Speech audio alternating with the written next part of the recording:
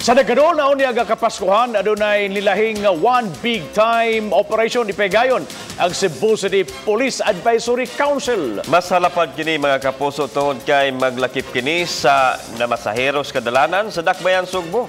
Og inay maghatag kini og kaguol, kalipay na hinuon ang madawat sa ilang matuktok. Atong sayran kung unsa kini pinagin ining report.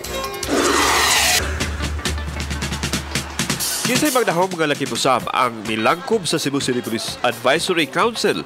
Gusto mo pahigayon ng one-time, mid-time kon OTBT.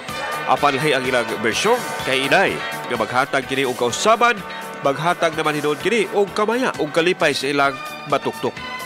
Ila kini gitawag og one-time, mid-time Christmas caroling. Gipatinaw ni Konsehal Joel Garganera, ang chairman sa Cebu City Police Advisory Council, nga ang mga PUJ driver kailang matuktok mao ilang mahatagan og pinaskuhan.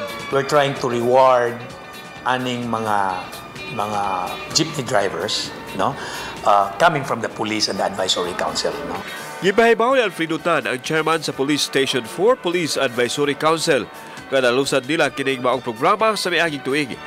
Nagkalain-laing stakeholder nga milangkob sa Advisory Council magtampuhay nga mao ilang ipamalit og balde sa kalipay.